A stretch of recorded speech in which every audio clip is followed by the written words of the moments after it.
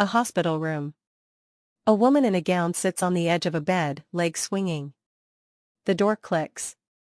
A man in scrubs steps in, holds out a cup of ice chips. You okay? She nods. Doesn't look at him. They said you're good to go home. She stands, wobbles. He catches her elbow. She pulls away. Thanks. She walks past him, out the door, down the hall. He follows, one step behind, hands in pockets.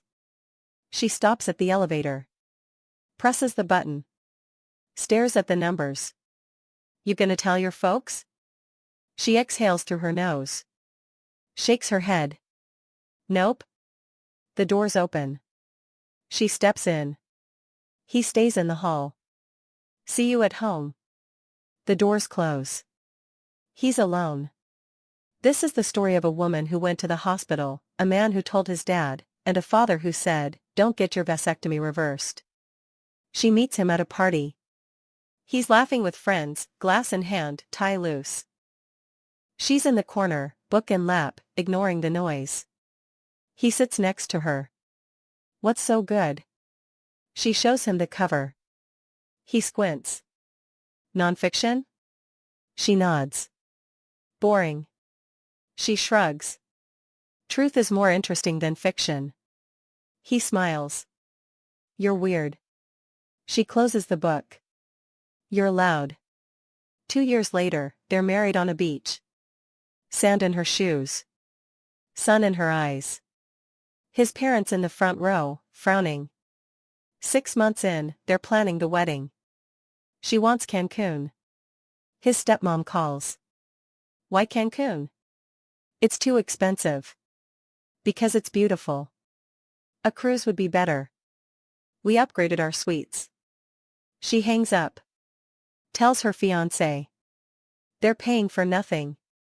Why do they care? He sighs. They just want to help. She buys zoo passes.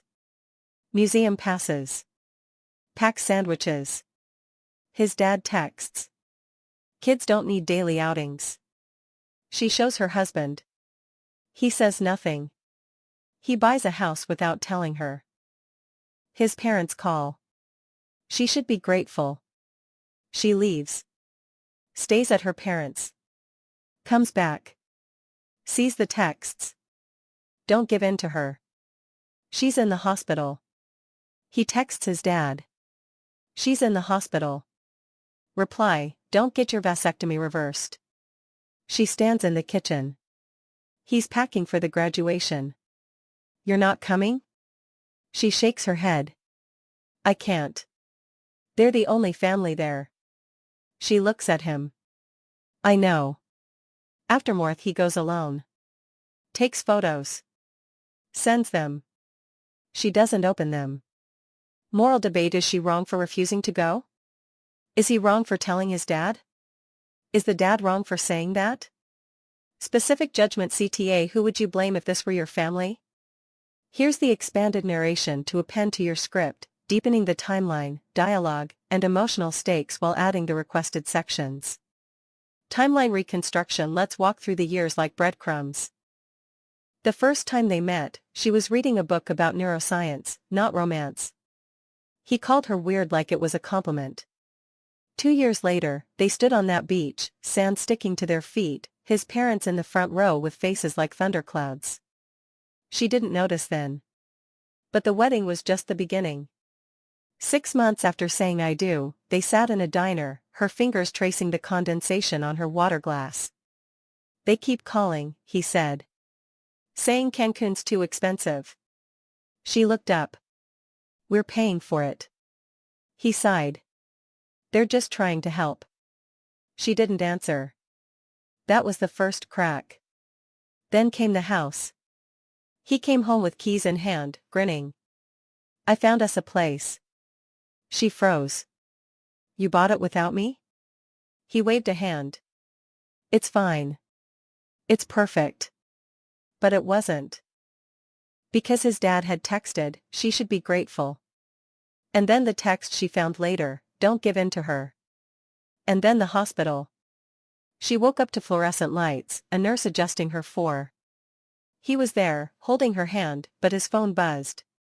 A text from his dad, "Don't get your vasectomy reversed." She pulled her hand away. What? He didn't answer. But she saw the screen.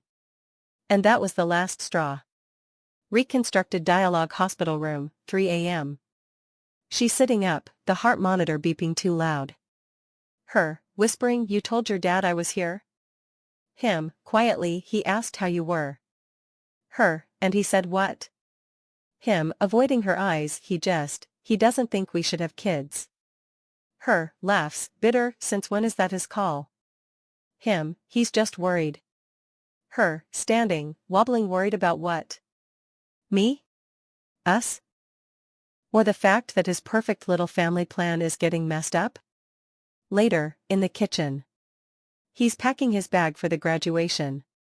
She's making coffee, hands shaking. Her, "You're really going alone?" Him, zipping his bag, "I have to." Her, "Why?" Him, "Because they're my parents." Her, "And I'm your wife." Him, finally looking at her, "I know." Her, voice breaking, "Then why does it feel like I'm last?" Evidence details the texts are there. The ones from his dad, "She's too emotional. You're too soft with her. A wife should respect her husband's family."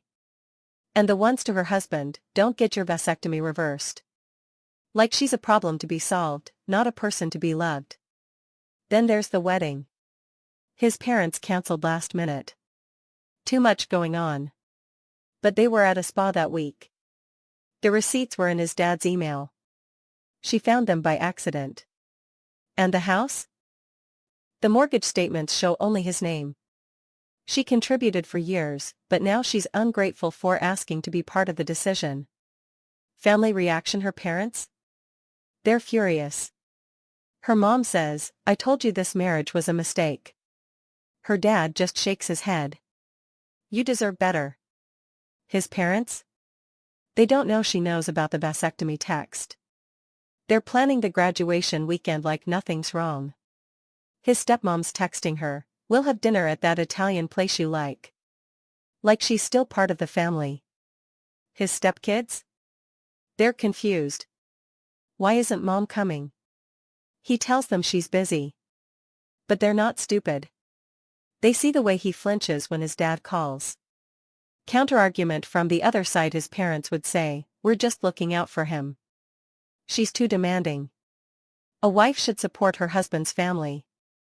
His dad would say, "She's making him choose. That's not love. We gave him everything. Now she's taking him away."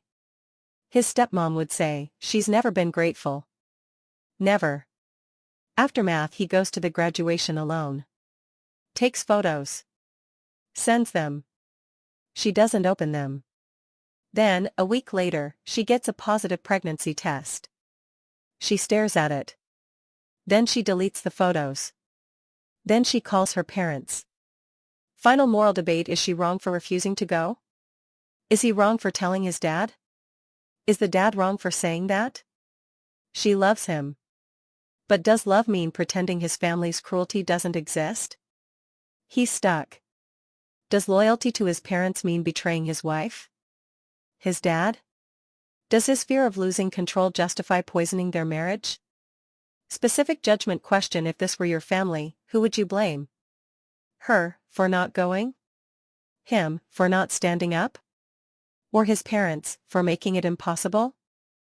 This expansion adds emotional depth, reconstructs key moments, and sets up the moral dilemma clearly. Timeline reconstruction: the timeline is what makes the conflict feel less like a misunderstanding and more like a pattern. First, there was trust, a key given for emergencies. Then there was access. The apartment became available whenever the sister wanted to blur the line between borrowing and ownership. Then came performance. Friends were invited into a space they had no right to enter, and the lie became easier to maintain because nobody challenged it at the door. The strongest evidence was not a dramatic confession. It was the ordinary paperwork that had been ignored the whole time: the lease, the rent, the bills, the key, and the fact that every adult in the room understood whose home it actually was. Those details matter because they turn the story from family drama into a boundary violation. The other side, the sister's defense, would probably sound emotional. She might say she only wanted to impress people, that she did not think anyone would get hurt, or that family should share what they have. The problem is that none of those arguments answer the real question: why did she need to lie about ownership to get what she wanted? The pressure campaign, the family reaction, is often the real twist in stories like this. Instead of asking why strangers were invited into someone else's home, they focused on the embarrassment caused by removing them. That tells us something uncomfortable: they were more upset by the public consequence than by the private betrayal. Aftermath: after the door closed, the damage was not magically fixed. A key had to be taken back. Trust had to be recalculated. Every future favor now came with a question attached: is this help, or is this another chance for someone to treat a boundary like a suggestion?